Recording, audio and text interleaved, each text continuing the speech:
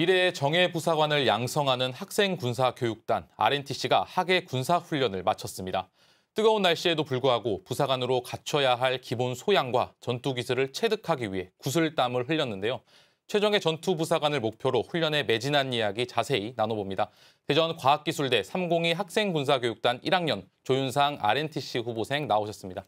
안녕하세요. 안녕하십니까. 네, 이렇게 무더운 여름 또 학예 군사훈련이 끝났습니다. 네. 또 군사훈련 끝나고 소감이 있다면 어떤 게 있을까요?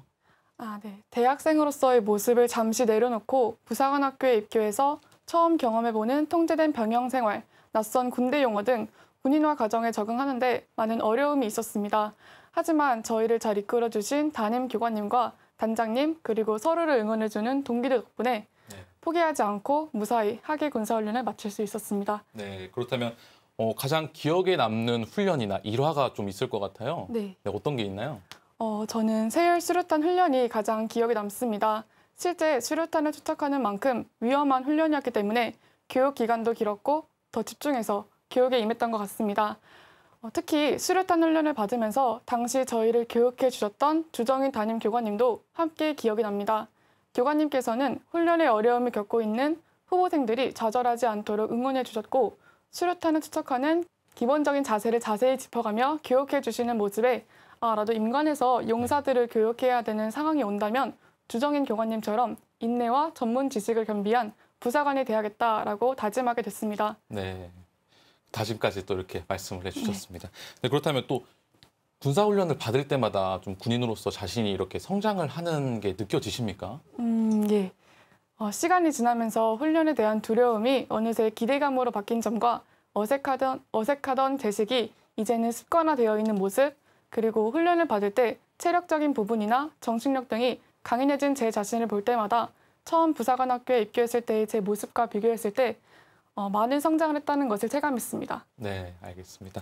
이제 2년간의 후보생을 거치면은 군인이 이제 군인으로 임관을 하게 됩니다.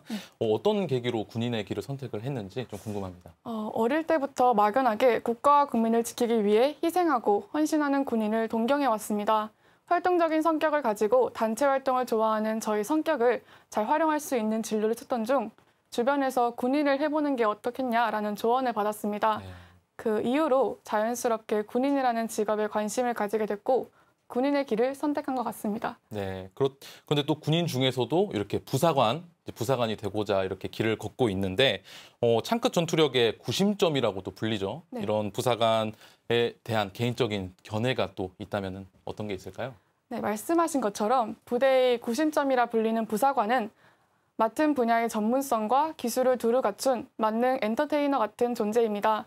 또한 지휘관과 용사 사이를 잇는 허리 역할을 함으로써 솔선수범하고 선봉하여 부대의 전투력이 유지 및 향상될 수 있도록 임무를 수행하는 군의 주축이자 군 전투력 발휘의 중추입니다.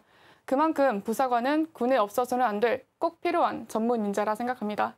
네, 저도 이렇게 부사관으로 군 생활을 하고 있는데 이제 그런 앞서 말씀해 주셨던 생각들을 바탕으로 어떤 부사관이 되고 싶으신가요?